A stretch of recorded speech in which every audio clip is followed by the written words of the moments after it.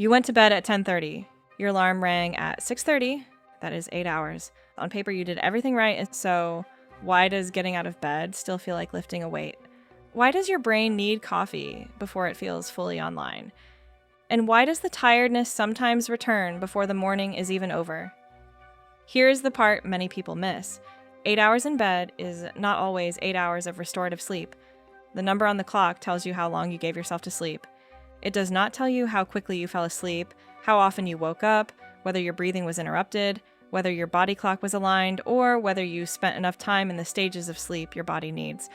Welcome to Health for Legacy. In this video, we are going to explain why you may still wake up tired after what looks like a full night of sleep, how to identify the most likely pattern, and what you can do next. This video is for general education. It cannot diagnose the reason you wake up tired. Persistent morning exhaustion can have several causes, and the right response depends on what is actually happening. Let's begin with the simplest explanation. You may not be sleeping for 8 hours. You may only be spending 8 hours in bed. Imagine that you get into bed at 10:30, you scroll for 20 minutes, take another 30 minutes to fall asleep, wake twice during the night, and become fully awake before your alarm. The clock may show an 8-hour window, but your actual sleep time may be much shorter. This is especially easy to miss when the awakenings are brief. You may remember turning over once or twice, but not every short awakening. Instead of asking only, what time did I go to bed? Ask 3 better questions. What time did I actually try to sleep? How long do I think it took me to fall asleep?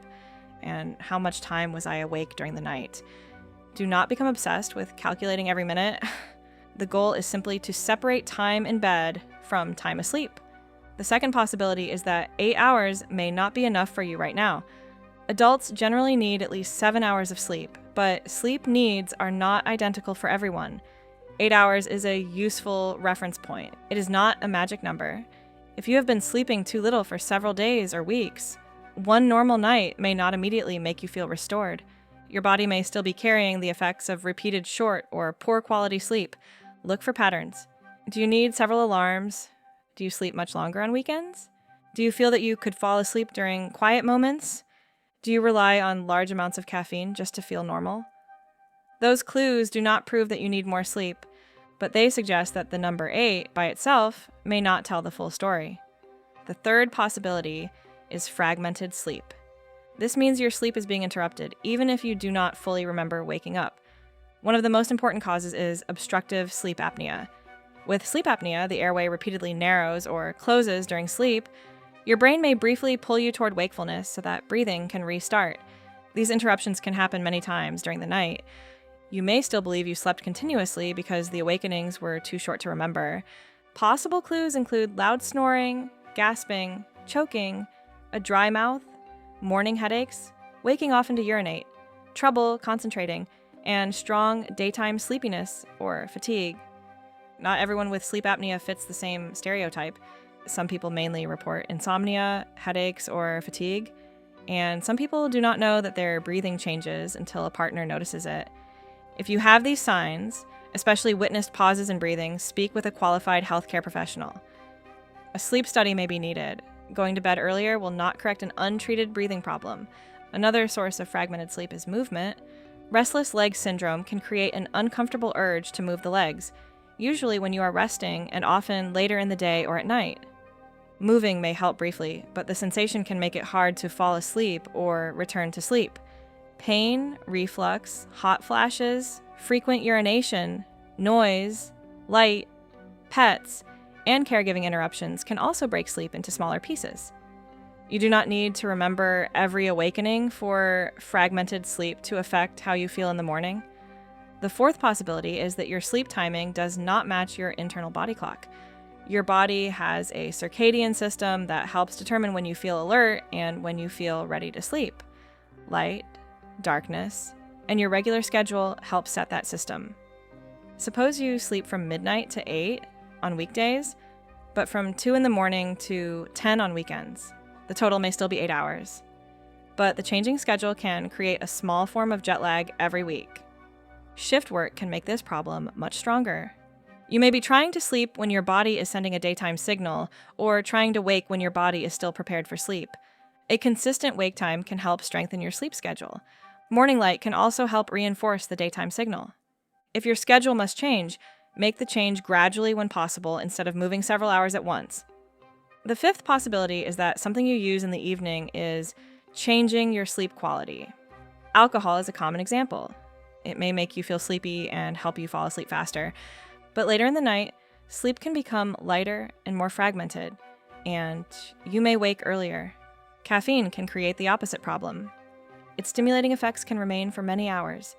An afternoon or evening coffee may reduce sleep quality, even when you still manage to fall asleep. Nicotine is also a stimulant.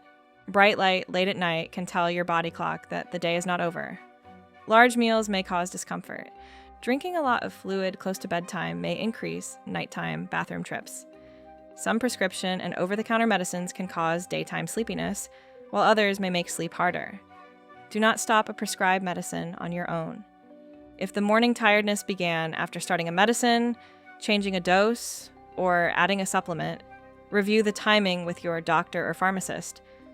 The sixth possibility is that you are confusing normal sleep inertia with a larger sleep problem. Sleep inertia is the temporary groggy feeling that can happen after waking. For a short period, your brain may feel slower than usual. That does not automatically mean your sleep was unhealthy. The important question is, what happens next? Do you become reasonably alert after getting up, seeing daylight, and beginning your day? Or does the heavy tiredness last through the morning, return throughout the day, or interfere with work, driving, exercise, or normal responsibilities? Brief morning grogginess can be normal. Persistent or severe sleepiness deserves more attention. And here is another important distinction. If you are sleepy, you feel as though you could fall asleep.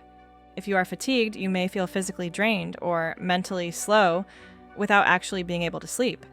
If the problem feels more like broad fatigue than sleepiness, sleep may not be the only explanation. Medical conditions, mood disorders, anemia, thyroid problems, blood sugar problems, medication effects, and other causes may need to be considered. We covered those broader causes in our first Health for Legacy video. So what should you do if you keep waking up tired? Start with a 2-week sleep quality audit. Not one night, not a weekend. 2 ordinary weeks will show you far more. Write down your bedtime, the time you actually tried to sleep, your estimated time to fall asleep, nighttime awakenings, final wake time, naps, caffeine, alcohol, medicines, exercise, and how alert you felt after waking. Also, record whether anyone noticed snoring, gasping, leg movements, or pauses in breathing. Then make a few controlled changes. Keep your wake time as consistent as your life realistically allows. Give yourself enough time for sleep, rather than exactly 8 hours in bed. Keep the bedroom cool, dark, and quiet. Move caffeine earlier. Do not use alcohol as a sleep aid. Reduce bright light and heavy meals close to bedtime, and notice whether the problem improves. Do not change 10 things in one night. If you change everything at once, you will not know what helped. Choose 2 or 3 changes, keep them consistent, and watch the pattern.